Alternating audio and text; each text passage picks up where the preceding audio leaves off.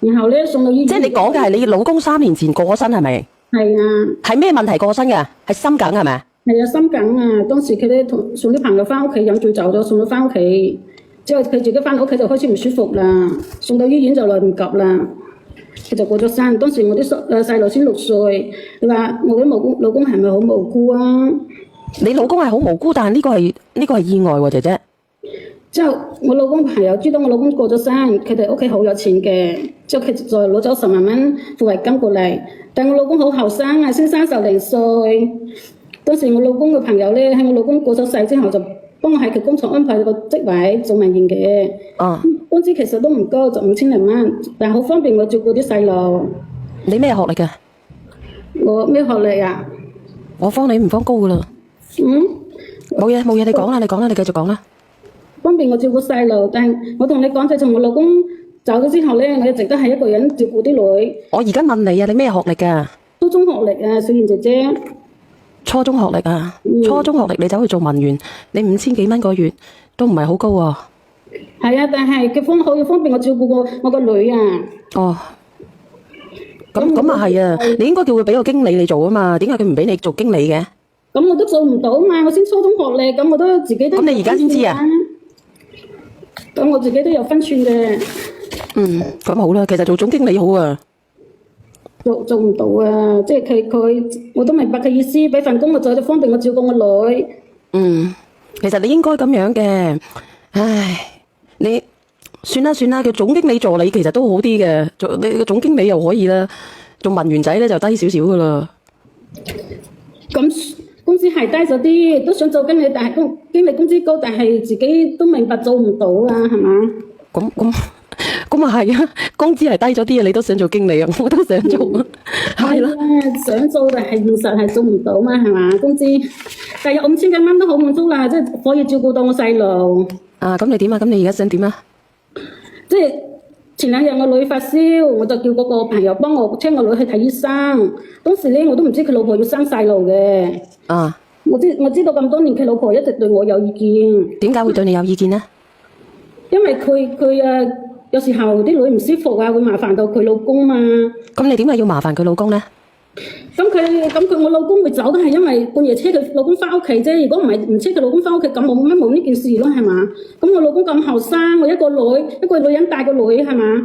咁係好多唔方便啊，需要幫手噶嘛。咁啊，咁其實你應該叫佢咧去請個工人嚟服侍你，咁樣咪會好啲咯。咁我咁後生，我先30零歲，咁我自己都可以照顧到我女噶。咁你都可以請個工人嚟照顧你噶嘛，幫你照顧下噶嘛。咁我先5000零蚊工資就照顧我女同俾我女讀書，生活費都只係剛剛好嘅啫咋。咁你叫佢請啊嘛。咁佢俾份工我做就已經好好啦，係咪？咁你想點啊？你連上嚟？即係因為佢朋友有錢，好有錢嘅。有幾多錢啊？佢有工廠有鋪係嘛？我即係依家咧。佢有工廠又有鋪啊？咁多錢㗎？咁你當時你老公死咗，佢賠咗幾多錢啊？攞咗10萬蚊咁少過嚟啊？係啊，即係賠咗10萬蚊啫，就係依家啲社會10萬蚊真係好少㗎。你使唔使佢？你不如叫佢俾埋間廠，你俾埋個鋪位你好過啦。咁又唔係，咁佢都有一半責任噶嘛。咁佢自己都好內疚，佢知道我細路唔舒服，都會主動過嚟幫手噶。其實咧，我話俾你知，如果俾我咧，我肯定要問佢咧，攞佢一間廠啊，有鋪位嘅話，求其一間廠嗰度俾半股份，同埋咧間屋咧，如果有鋪位咧，轉個鋪位就夠噶啦。咁佢有份工俾我做，平時照顧到細路，其實都已經係幫咗我好多啦。咁你想講啲乜嘢啊？就係因為我個女唔舒服，佢送咗我女去睇醫生。嗰日佢啲老婆生仔，但係我都係唔知道啊。當時我女發燒咧，我就想嗌佢車我女去急診。我開咗藥翻屋企，我自己就開始唔舒服啦，頭暈啦。然後咧我就嗌佢喺我度留咗一夜，幫我睇下啲細路。佢就係早上7點離開嘅。當時咧係佢自己晚上關機，因為佢驚佢老婆同佢嘈交。就咁之後佢老婆預產期應該係呢個月底嘅，佢唔知佢老婆突然間就搬咗去醫院生咗蘇蝦啊嘛。而依家咧佢老婆就知道嗰日我朋友去到邊度，去咗你嗰度幫你照顧你屋企嘅嘢，幫你照顧個女係咪？係因為我女唔舒服嘛，之後喺醫院翻去之後我又唔舒服啦，之後我就嗌佢喺度幫咗我睇一下我個女。點睇啊？咁我唔舒服，咁我女係發燒嘛，咁肯定係要監測佢有冇再發燒啊，食咗藥之後啊，係咪？哦，咁然之後咧？之後咧，佢就同我朋友湊咗起身，之後嗌佢老公唔好，叫我再去佢工廠翻工啦，準備唔同我嚟往啊！我聽到就特別傷心。我見到你，我話俾你知，我真係唔知點算啊！你老公死咗，你難唔難過嘅其實？咁肯定難過啦，我特別。倒數第一咪，你好 ，Hello，你好。喂，姐姐，我想問下你，嗰晚係照顧你定照顧你個女啫？你講嘢都冇邏輯性嘅，其實佢係咪經常喺屋企照顧你嘅啫？唔係啊，佢照顧我個女啊。你講嘢可唔可以正常少少啫？唔係，我想問你，你生好靚女嘅咩？冇。咁冇人哋憑咩照顧你個女啫？你個女關人咩事啫？咁佢係因為我老公係因為佢。咁你咪告佢咯，行法律程序咯，該賠嘅。佢當晚出席酒會嘅，如果你先生真係因為呢個事情，係個個都要賠㗎，唔單止佢㗎，你驚咩啫？但係要扯住佢飲酒咗佢害死我老公喎。咁你老公當晚飲酒有幾個人先？係咪得佢一句先？係我老公翻到屋企係冇事㗎，係車佢翻。我而家問你，你當晚你老公飲酒當晚有幾個人？我同你講，你老公當晚飲酒係因為飲酒而過身嘅。個當晚嗰啲人係一個都走唔甩嘅，唔係單止佢。我老公係揸車去，佢係冇飲酒㗎，點會飲酒啫？咁佢究竟飲酒死嘅定係唔飲酒死㗎，姐姐？我老公係冇飲酒，送佢冇飲酒，咁佢冇飲酒死，咁點解你朋友又要賠10萬俾你啊？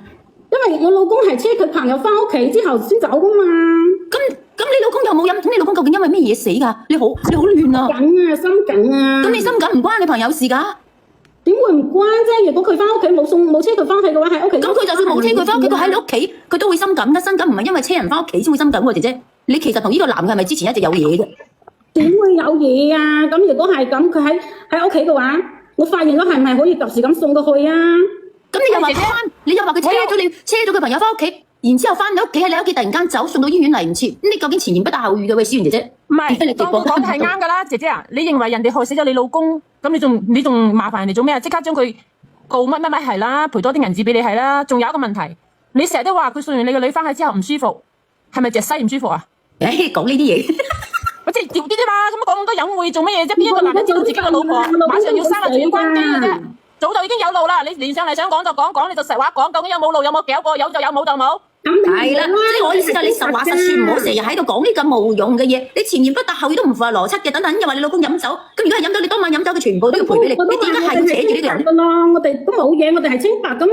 你清白，你個女唔舒服，你人哋留一晚喺度做乜嘢？多鳩。OK，你哋清白嘅，咁你又話佢害咗你老公，咁你仲對佢咁好做乜嘢啊？你仲麻煩人哋做乜嘢啊？乾脆攞一筆大嘅錢佢。麻煩佢啊，係佢覺得佢為咗我老公死咗，佢內疚啊，叫內疚就只有一個可能性，就係你老公知道你兩個有嘢，突然間真咁。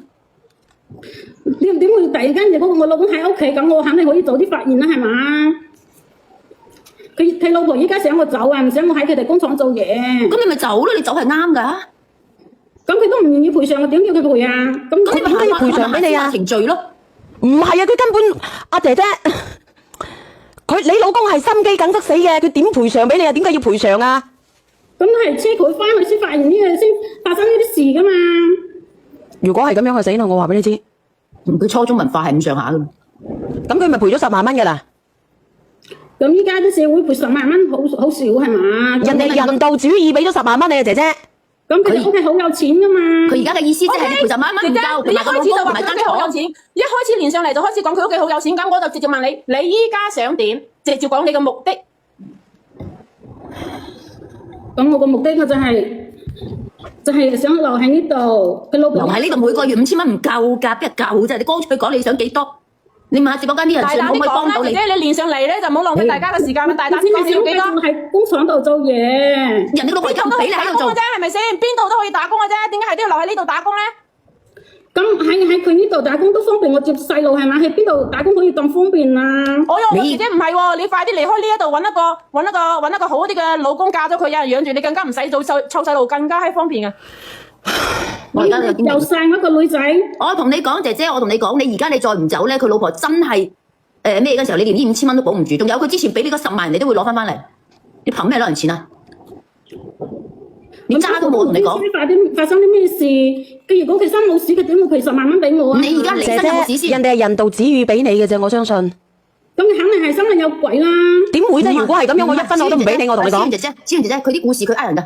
佢絕對仲有啲隱瞞緊我哋嘅，冇可能嘅。誒，姐姐，我想問一下你，你係咪想做董事長啊？你知唔知董事長係咩意思啊？即係一個老細咧，佢喺公司就係老闆，係總經理，董事長咧就係佢老婆。你係咪想做呢個董事長啊？係啊，我想去求助小燕姐姐，係因為我想留喺呢度，我冇咩隱瞞㗎，我只係想留喺度方便我照顧啲女啫嘛。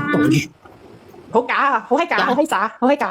我同你講，你要留喺呢度，你唔舒，你個女唔舒服，又要人哋個老公喺呢度陪，喺你屋企陪成晚，你講出嚟啊！呢啲其實姐姐，其實姐姐，我同你講，你要麼咧你就想上位，但係你唔夠段位；要麼咧你就覺得咧你自己係點樣咧？你自己係賴實咗人哋呢頭家，賴實咗。你覺得你老公因為咁樣去瓜釘咗，你要賴死？小燕姐姐佢想做董事長啊，佢但係我都想做啊，姐姐又唔想認啊，又想都要招咗又什麼樣，又想立牌翻啊呢種啊，然之後咧。